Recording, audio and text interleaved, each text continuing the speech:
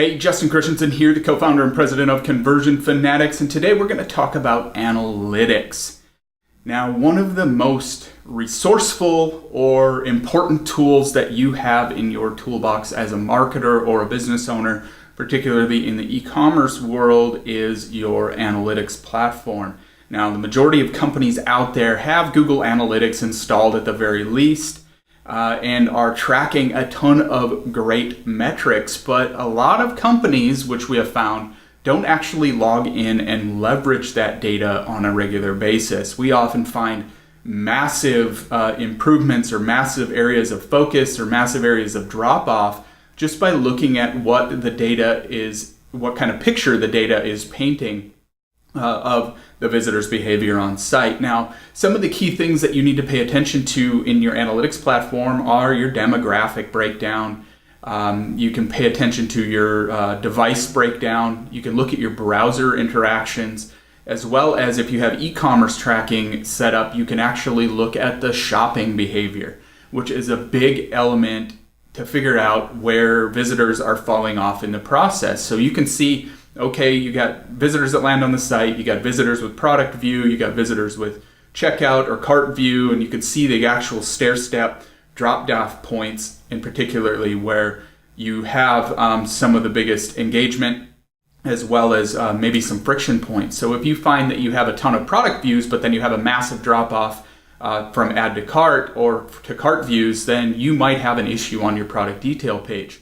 Another element that we look for is generally time on page, new versus returning visitors, as well as some landing page specific elements. So you need to focus on, what kind of age demographic you have, male-female breakdown, what pages they're actually landing on first that have the highest level of conversions, the key drop-off points, as well as some additional insights that you can get from analytics are that particularly we had this happen in a couple cases recently where some conversion rate fluctuation happened, and we can simply log into analytics and look and see the trends of the traffic compared to the conversion rate breakdown for those specific time periods. And just a couple days ago, we found an anomaly where we've seen kind of a steady decline in conversion rate overall as a whole, even though we've seen improvements in the conversion rate through our testing and experimentation. But the company was a bit concerned because everything as a whole was kind of trending downward over a 6-week period. So we found a specific time frame where a traffic spike happened, and as a result, the conversion rate went the other way. And it happened about September 28th or 29th. And we could see that exact trend that the conversion rate went down as the traffic spiked, and then we saw the same thing as it leveled off.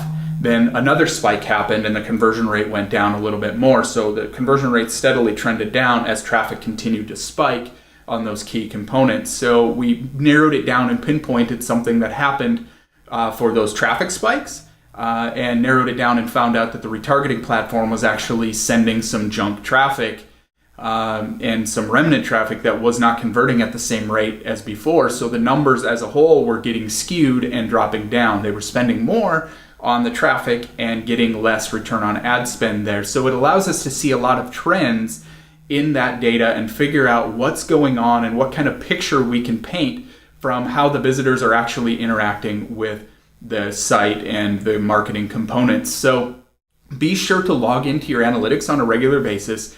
At least pay attention to your new versus returning by time frame. Pay attention to your e-commerce conversion rates, your shopping and checkout behaviors.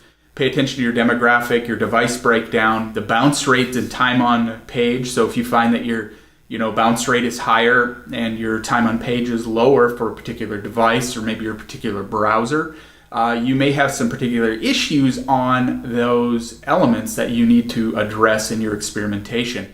Again, all we're trying to do is answer the question why and come up with all of the reasons that we can find for visitors to not do the desired action that we want them to take on the site. And we want them to we want to be able to identify those friction points and then inform our experimentation around answering those questions why and why that particular element is happening. But we don't know that unless we look at the analytics and we find the trends in that data. So hopefully you found some value in this video. Be sure to like, share, comment, subscribe, and we'll talk to you again on another video. Thanks.